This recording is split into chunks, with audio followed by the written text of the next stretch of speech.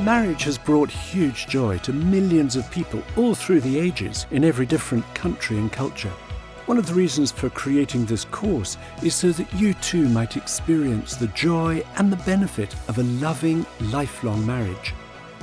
The English broadcaster and talk show host Michael Parkinson, who's been married to his wife Mary for almost 60 years, first saw her on a bus in Doncaster. She was wearing a red duffel coat, and he thought she had a face that he could look at forever. In an interview, he commented that no marriage is without its crises, and they both felt pleased that they hadn't walked out when things were tough. "I just can't imagine divorce," he said. "I really can't. I can't contemplate life without Mary." Michael Parkinson says he's done everything he wanted to do and been paid very well for doing it. But he concluded, when you come to the end of your life, having your family intact, that's the really important thing. By contrast, the journalist for The Guardian newspaper wrote recently, the message shouted at us constantly through popular culture is, variety is the spice of life and monogamy is for mugs. I've been tuned in to this unsophisticated, fear-mongering frequency for so long that when my gorgeous boyfriend of 18 months asked me to marry him, instead of shouting "I do" from the rooftops, I was paralysed with fear. What if I get stuck? She goes on to say, it turns out that in fact, ecstasy is to be found in commitment. Making a commitment to each other enables us to plan our future together. It allows us to try things out, to get things wrong, to forgive, to have the confidence to raise issues, and to make ourselves vulnerable. Commitment is the essence of marriage, its very heart. We're going to start by looking at two consequences of this commitment in marriage. First, forming a deep friendship, and then building a strong family life. So first, friendship. As human beings, we have a longing to be known and loved by another person. Mother Teresa famously said, "The greatest disease in the West today is loneliness." At the beginning of the Bible, in the account of creation, God says repeatedly, "It is good, it is good, it is good." Then suddenly in Genesis chapter 2, God says one thing that is not good. It is not good for the man to be alone. And God creates Eve as a companion for Adam. And when Adam is presented with his wife Eve, he says spontaneously these words of deep identification. "Here at last is bone of my bones and flesh of my flesh." These words are a recognition that we function as human beings in relationship. Now, of course, marriage isn't the only way to counter aloneness, but it is the closest of all human relationships. Marriage joins a couple together in a profound way. The Bible puts it like this: "For this reason a man and a woman will leave their father and mother and be joined to each other, and the two will become one flesh." In the original Hebrew, joined is a very strong word for things or people being united in such a way that they can't easily be separated again. It's that joining together that meets our longing for a relationship, a longing for deep intimacy with another human person, and builds a strong bond between us. A second consequence of this commitment we make in marriage is a strong family life. While some couples struggle to conceive and some face the pain of not being able to have children at all, the marriage relationship forms the basis, the foundation of family life. So that love would be right at the center of the family from the outset, God made us in such a way that a child could be created through the act of lovemaking between his or her parents.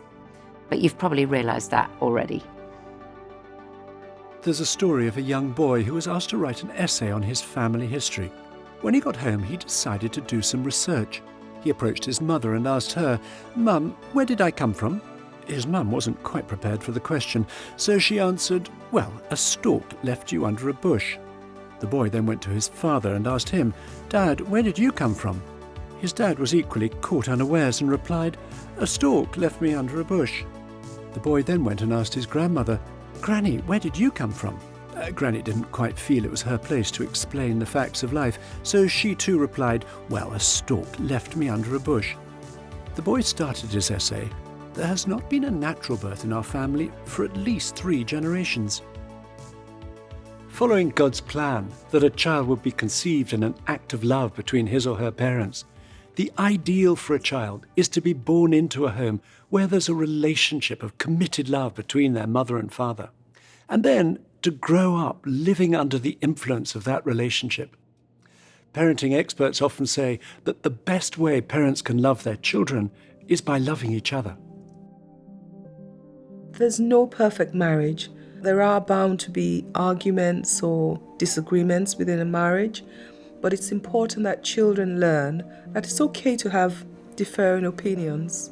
What matters is, coming back together again and forgiving and loving each other.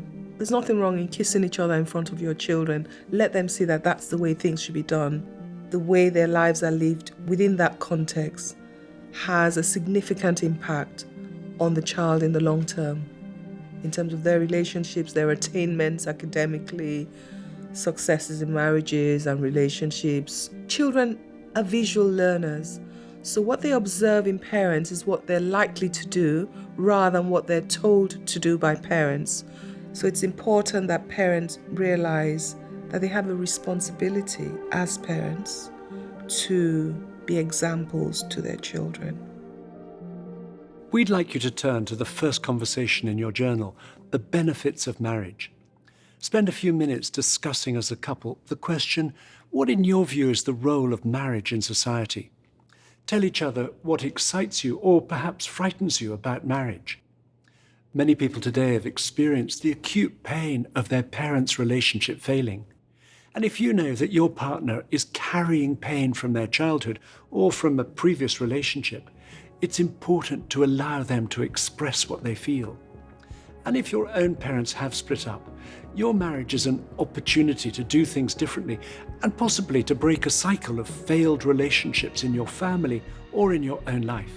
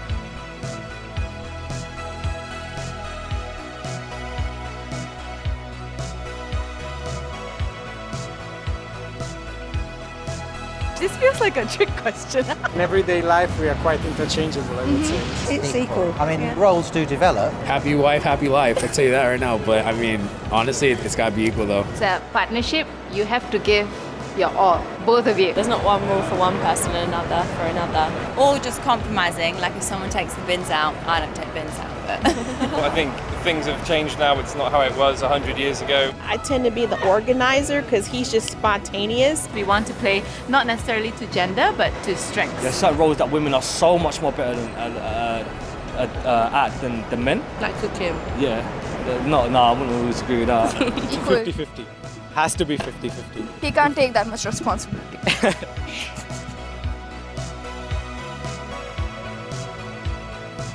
A healthy marriage involves an equal partnership, within which we work out and then both work to our strengths. Every couple has to work out who does what, who decides what, and who takes the lead on those things that have to be done, such as managing the finances, doing the housework, the cooking, organising holidays, and so on. While we should always be looking to help each other out with any task, we need to talk about who will take on the main responsibility for a particular role. Or is this responsibility going to be divided 50-50 between us? And you need to discuss how you'll make the very big decisions, such as where you live and how you use your money. Is it going to be one or other of you holding the casting vote, or both of you making these decisions together with an equal say? When responsibilities are unclear, it can so quickly lead to conflict, particularly in the first few years of marriage. Either as we assume we'll organise our marriage in the same way our parents organised theirs, or if we found theirs a bad model, we're determined to do it completely differently from them. We have a very non-traditional household, so we do share split chores. When I was thinking of the perfect husband, I thought, oh, it'd be nice if he did that, but I didn't actually think that he would do it. One of the things that was news to me was that I was to switch the lights off at night, and I didn't know that that was part of my role. Because that's what my dad did. So it was just this expectation. Me is really good at certain things, I'm really good at the other stuff. And we trust the other person to take care of that area. When it comes to basically running the household, I take care of the finances. She takes care of the HR issues and the feeding people issues. I hate ironing with a passion. I'd had a really long week at work and I was doing the wifely thing and ironing and stuff, and feels like I just don't bother. And I just stopped and I thought, why am I doing it? And then I realised it was because that's what was done in my home. We set up straight away like we are a team. So I tend to do a lot of the cooking, you tend to do all the washing. We never sat down and discussed that. We were both babies in our family. I'm expecting her to do certain things that people did for me, and she was expecting me to do certain things that people did for her. There was a lot of growing that had to be done over a quick period of time. I get a call, Kate's like, the car's broken down. It's rolled to a stop on that motorway over there. No idea why. I leave work, drive in another car. Got the babies crying in the back. Pull up, Kate's parents in the car with the babies, and it was all because somebody hadn't put petrol in the car. But it's his job, so... It took Scylla and me several years of marriage to recognise that we had very different expectations about the responsibilities we'd each take on. And that was mainly a result of the ways our parents divided the responsibilities in their respective marriages. So, for example, in my parents' marriage, my father was the main organiser. He loved parties, he planned their social diary, he organised our holidays, he also paid the bills and kept the car filled up with fuel.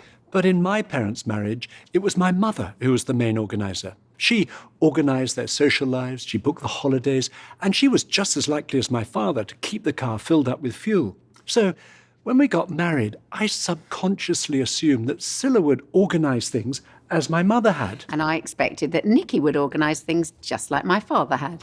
It took us 10 years of marriage to realise why nothing ever got done, and why the car sometimes ran out of fuel, and then we would blame each other. Well, Nikki would blame silently, I would blame out loud.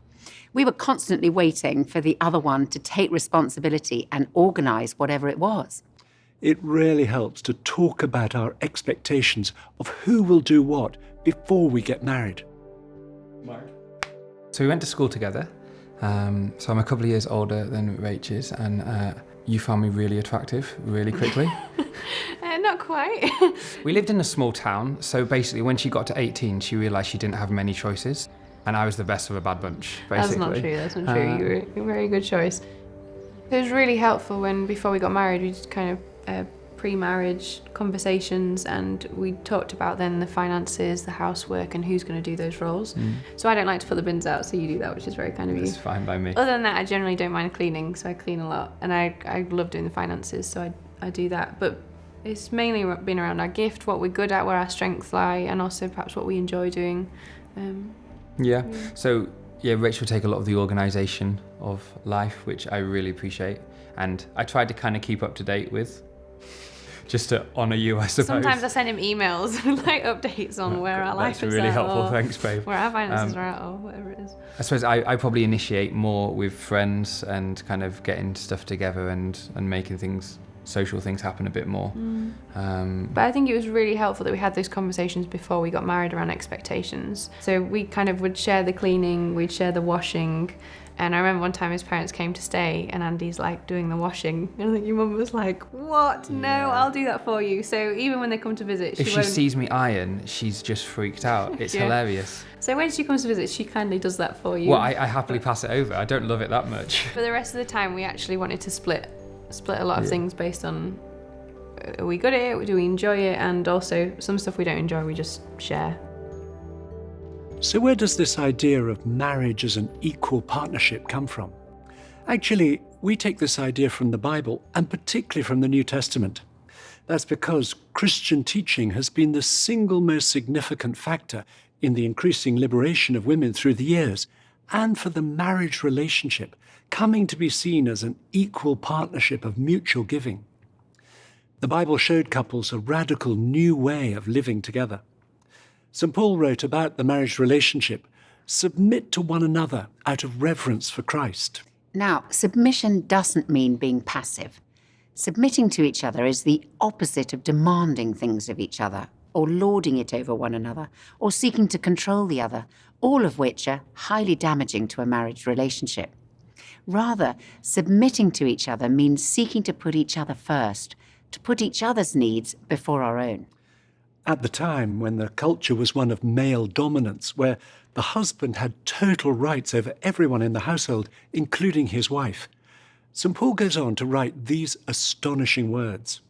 Husbands, love your wives as Christ loved the church and gave himself up for her.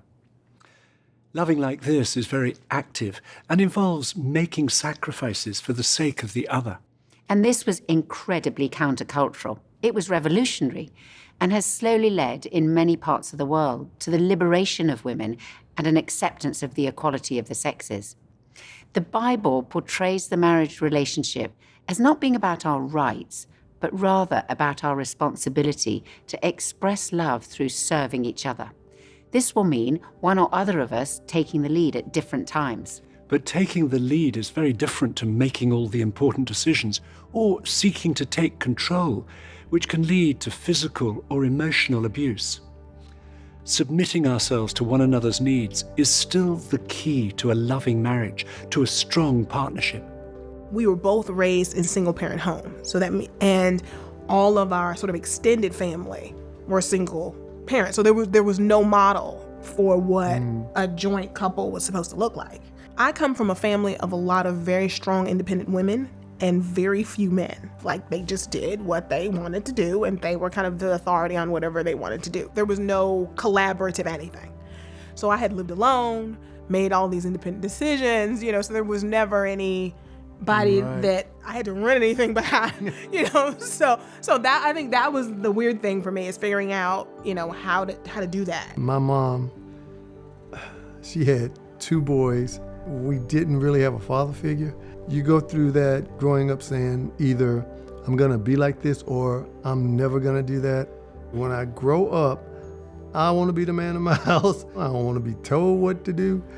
And it was different once we got married. I'm like, okay, so it's a collaborative effort. So culturally, as a Latin man, you don't cook.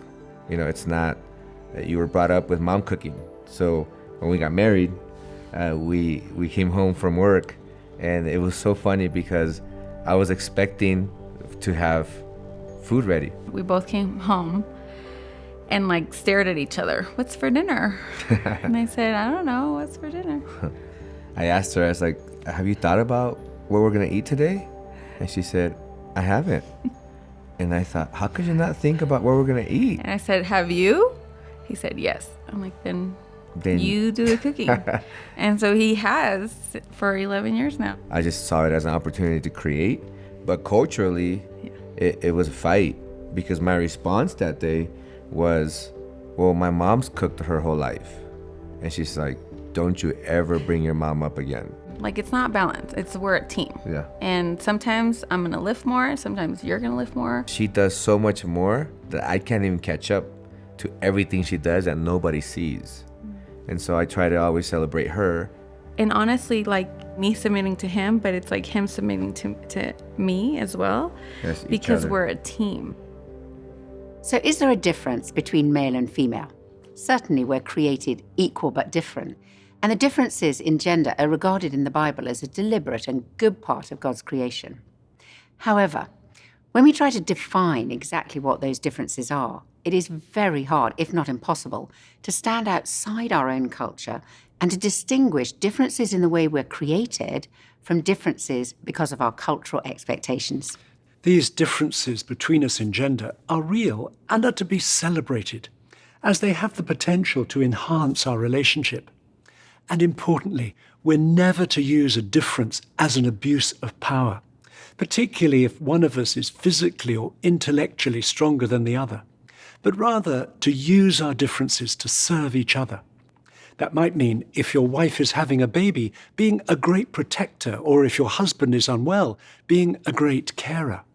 In this way, you use your differences, whether in physical strength or intelligence, or your superior way with words, to help the other, rather than to subjugate, control, or abuse.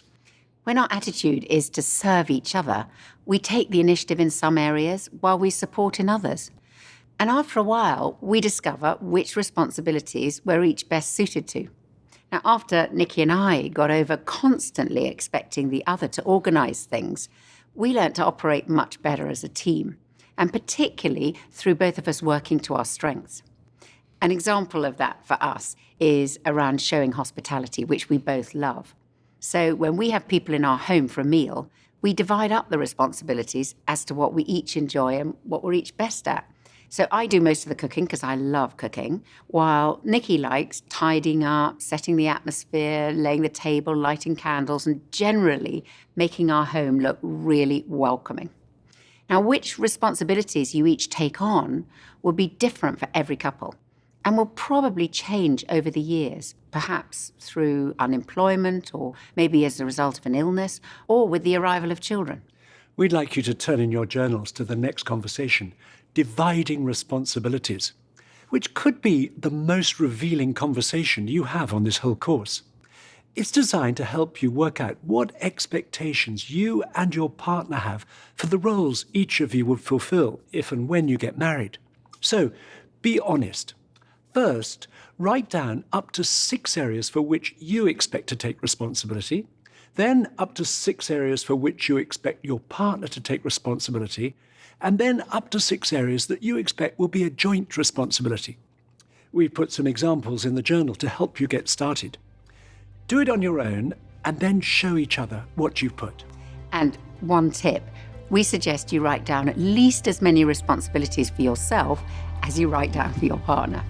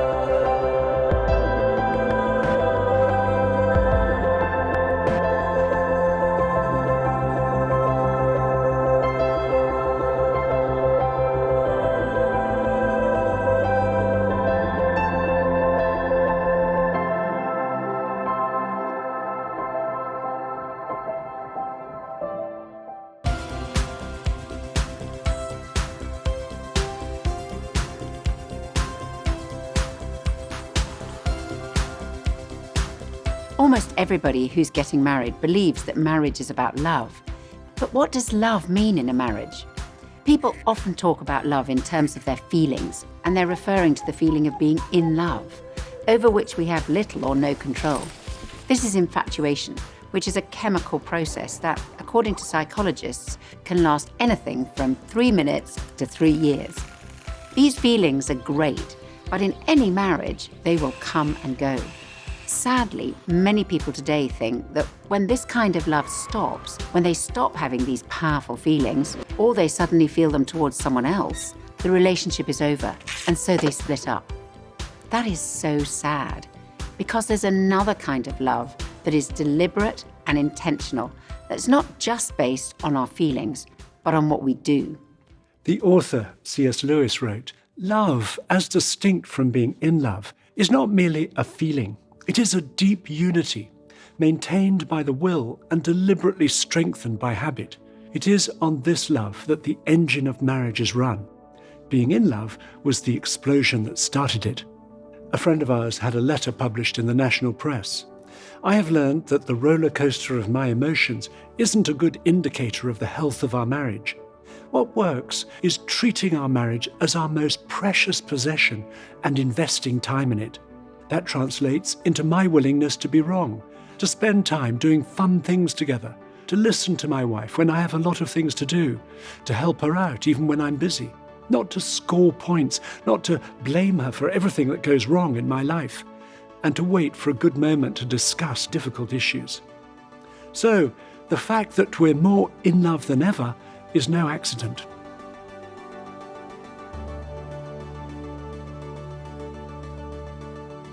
While we can't control infatuation, we can nurture that other deliberate kind of love.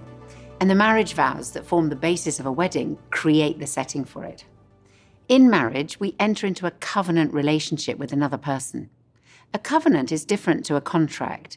A contract, as any lawyer will know, is a legal document that outlines the rights and duties of each party and defines precisely the kind and amount of service being offered by each side. But the covenant relationship of marriage is much deeper and is based on the couple's promises to love each other. The covenant we make when we get married is a decision to give ourselves to each other in love, and is then a decision we reinforce day by day.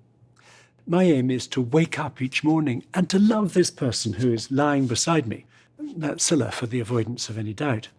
Whether she's well or ill, whether we have money or we're broke, whether things are going my way or they're not, whether I'm feeling happy or feeling grumpy with Scylla or about anything else, or whether she's feeling irritated with me. Now, admittedly, I achieve my aim a lot better on some days than others, but that's the day-to-day journey of marriage. The marriage covenant holds us together when we go through tough times, as we all do. For many couples, the first few years of their marriage can be particularly challenging. We're discovering all the things that we were blind to when we were infatuated. We're having to adjust and to change. And when you're going through a difficult stage, we want to urge you to fight for your marriage. Don't give up. If you persevere, you can come through those times much closer in your love and stronger in your marriage. An American study showed that the vast majority of couples in difficult marriages who didn't divorce ended up in good marriages. Recently, I read the story of a couple whose marriage had very nearly failed, so much so that they barely acknowledged each other anymore. One day, the husband broke down in the shower. He realized there was nothing he could do to change his wife. He'd been trying for over 20 years, but he could make some changes himself. The next morning, he asked his wife, "How can I make your day better?" She was very surprised and quite suspicious at the sudden change, so she tested him. She asked him to clean the kitchen, which he did. The next morning, he asked her the same question. "How can I make your day better?" "Clean the garage," she replied. It was a big job and he had a busy day, but he did as she asked. The following day, he asked her again, "How can I make your day better?" This time she told him there was nothing, but he persisted. He asked her every morning for 2 weeks. Finally, his wife broke down and said, "I should be asking you that." She apologized and said, "Can we just spend some time together?" Now, every day, the couple ask each other how they can make each other's day better, and their marriage has been totally transformed. The question, how can I make your day better, sums up what the marriage vows are about.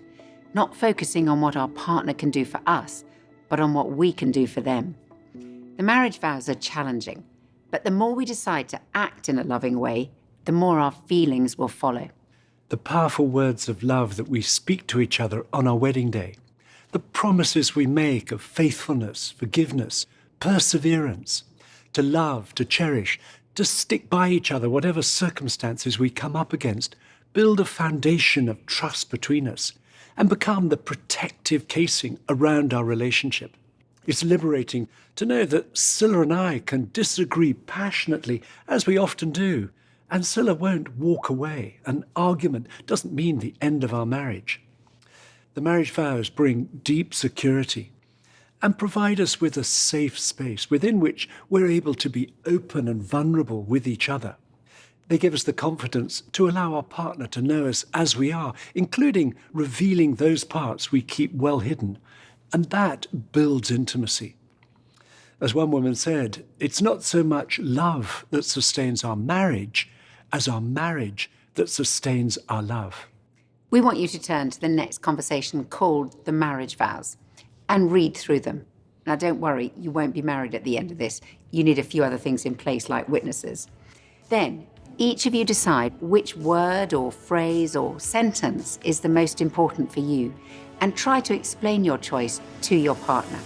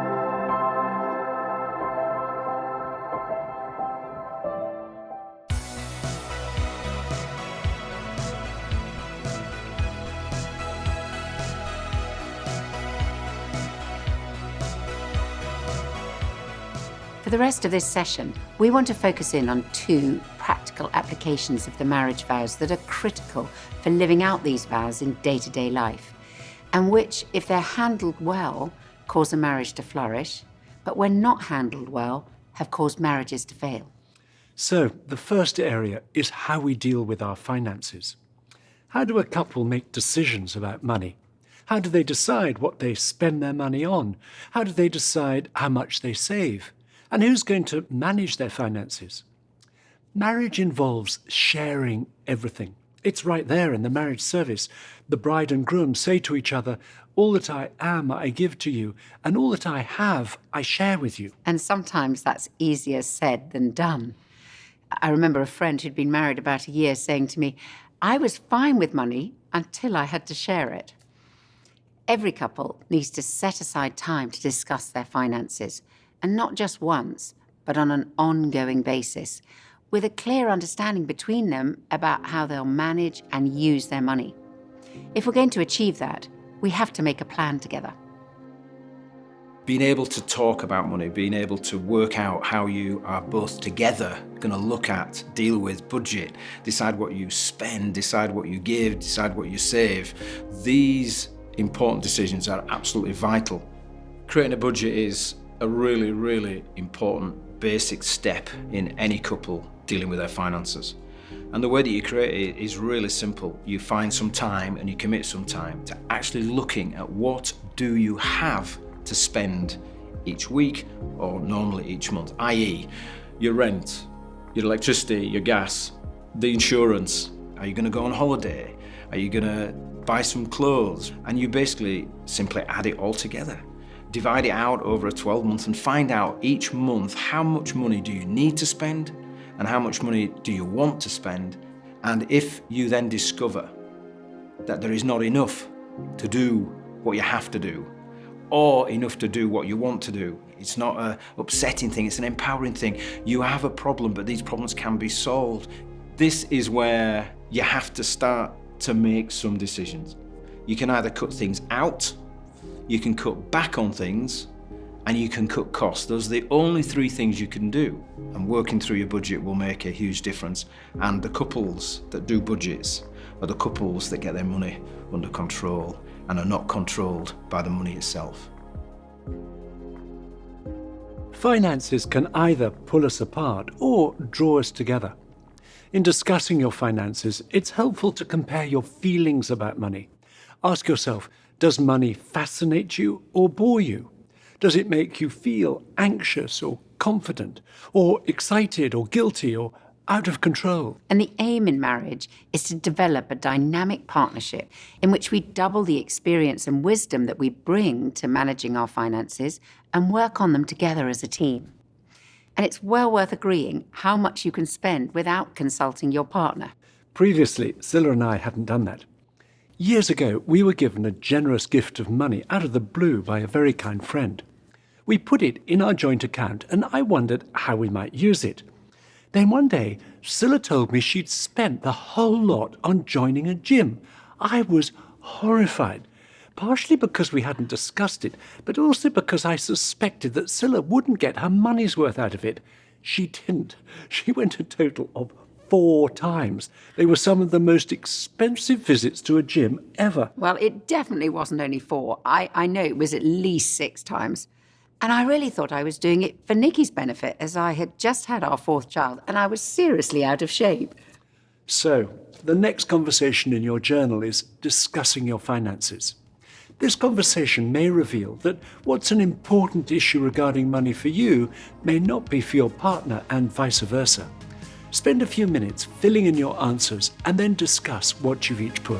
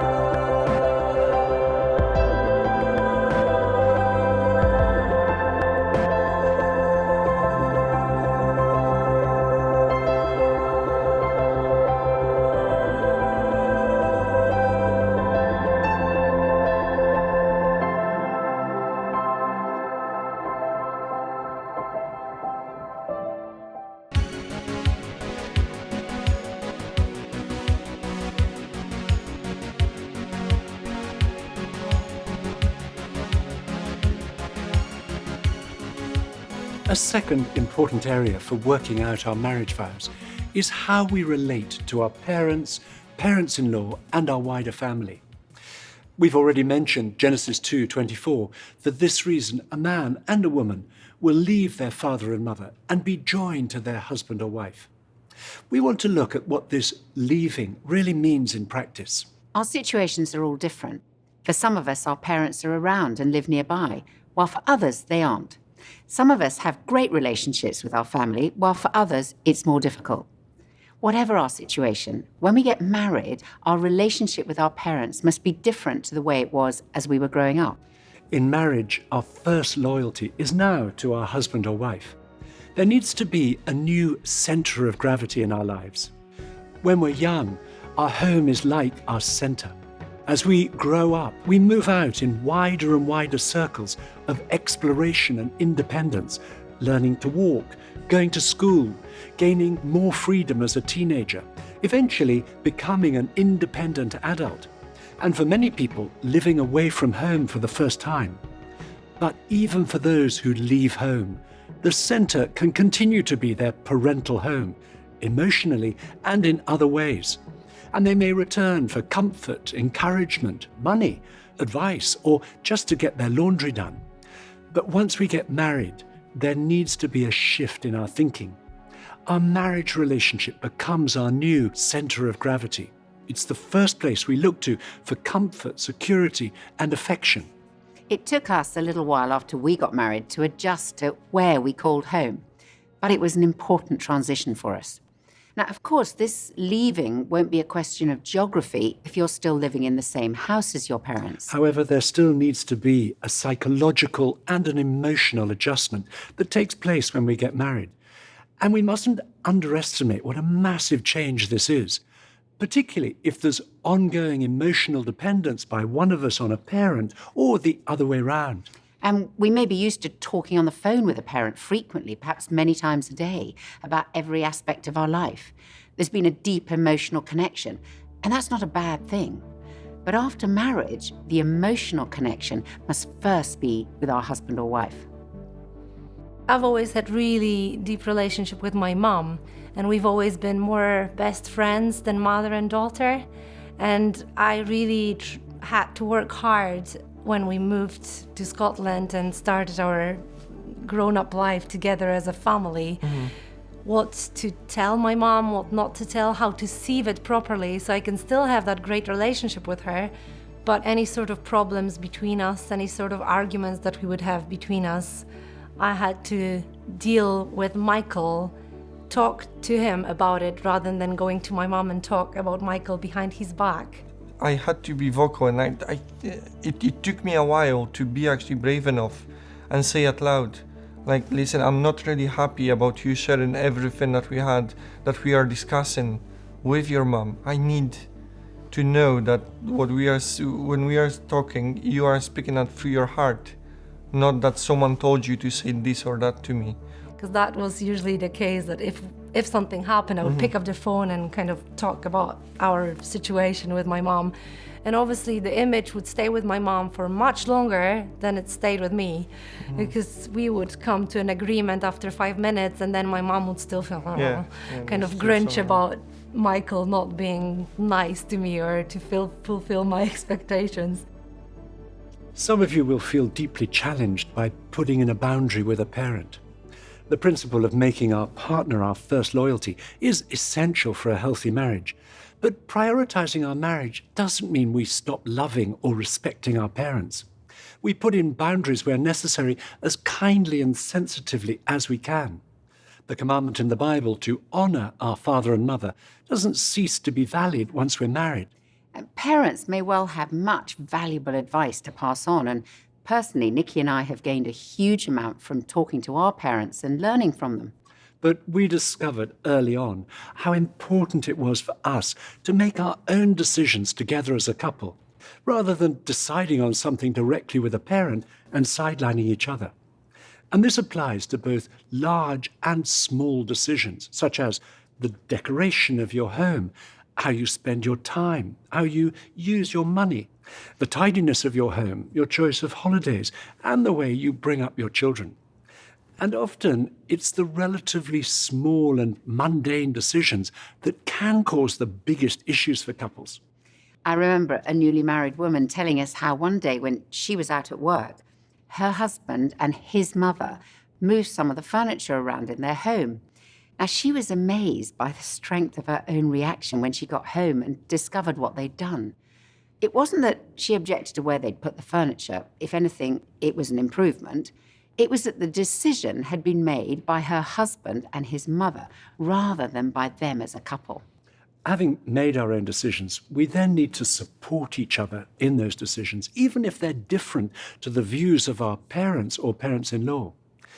And it's worth recognizing that this is often hardest in our own parental home. That was certainly an area of difficulty for us. I wasn't always very good at supporting Scylla or standing by what we'd decided.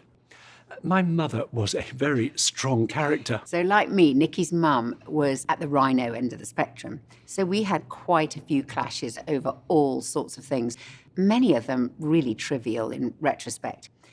Like the occasion when we were staying with my parents-in-law and I wanted to put an egg into the mashed potatoes. Well, Nikki's mother, who was definitely a saver, which is probably where Nikki gets his tendency from, thought that that was very extravagant, which I thought was ridiculous. So we had this standoff over one egg. My tendency was to try hard to keep the peace, and sometimes it seemed easier to side with my mother, particularly as with regard to this incident, it was her egg. But siding with a parent rather than with our partner never works. We all need to be aware that parents, usually out of love and concern for us, may try to influence us round to their opinions. But in so doing, they can drive a wedge between us as husband and wife. This principle of making our own decisions applies even if we're living in the same house as a parent or we're their primary carer. Our aim in marriage is to build mutually supportive relationships with our parents and our parents-in-law, rather than sidelining them or being controlled by them.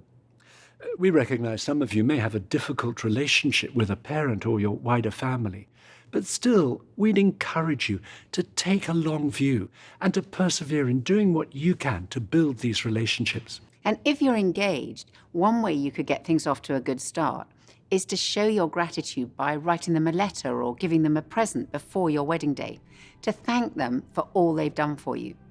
Your relationship with them will also be helped by taking the initiative to stay in touch out of consideration and respect for them.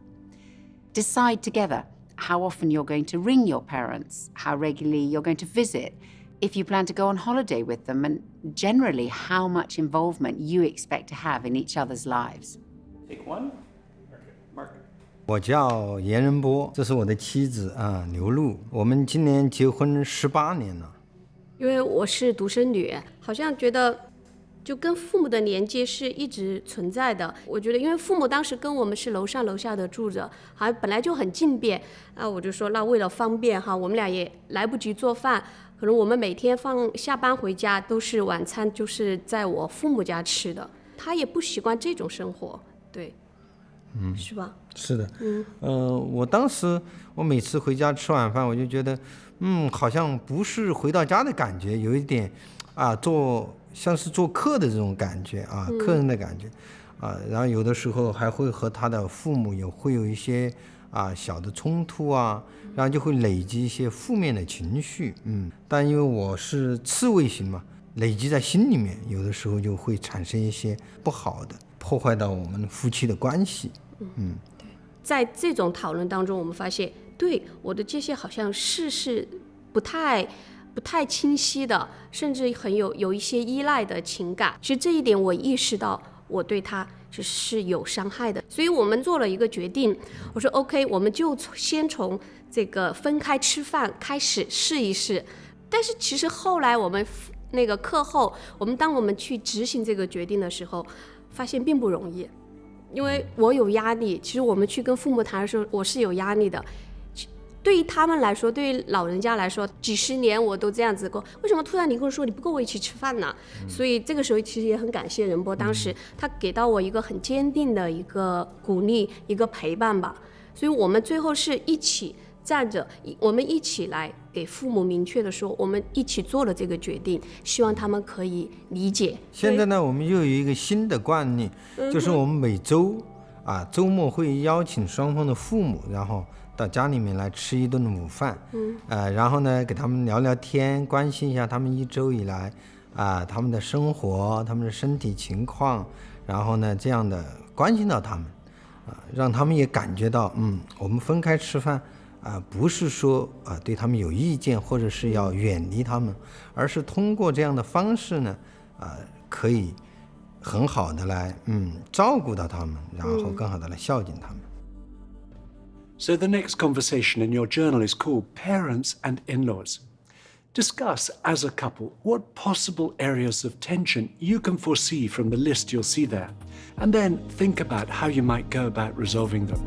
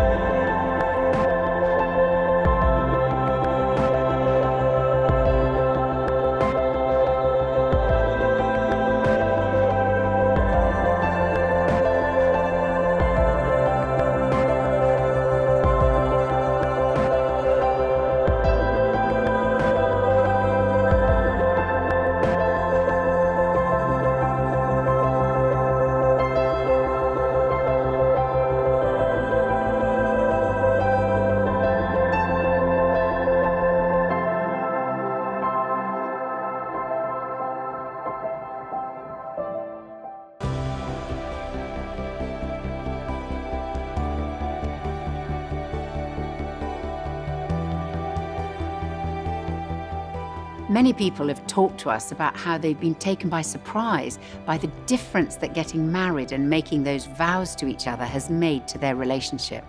Some people think of marriage as tying them down, restricting their freedom. But thousands and thousands of married couples have experienced the opposite. One man wrote to us, "Almost immediately after getting married, I discovered that far from feeling bound, restricted, or trapped, I felt joyful, peaceful, and free. Gone is the possibility of an end. Gone is the not being entirely sure of what's on the other side of an argument. Instead, a deep peace that now, with all my eggs firmly in one basket, the real adventure could begin." The passage we've chosen for this session from the list in your journal comes from the Song of Songs, which is a love song that comes right in the middle of the Bible, where two lovers describe their feelings for each other and call each other into this covenant relationship that we've been describing. Here's what it says. "My beloved spoke and said to me, 'Arise, my darling, my beautiful one, come with me. See, the winter is past, the rains are over and gone. Flowers appear on the earth, the season of singing has come, the cooing of doves is heard in our land. The fig tree forms its early fruit, the blossoming vines spread their fragrance. Arise, come, my darling, my beautiful one, come with me.'" As we finish this session, I'd like to say a prayer for you as you go forwards together. Lord, we thank you for the gift of marriage. Thank you for the powerful promises of love that bind us together in this lifelong covenant. Please help each couple who get married to build a strong partnership, to support each other through all the challenges of life, and to establish homes that are safe places for children to grow up in. In Jesus' name, Amen. Thank you so much for joining us, and we'll see you on the next session.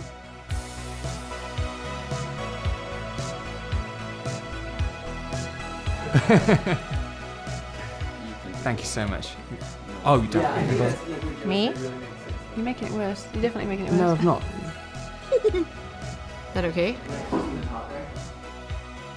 Your face. I was like, you're like. I don't really remember the question now. So what's what are we doing? Can you repeat the question? What's the question again? And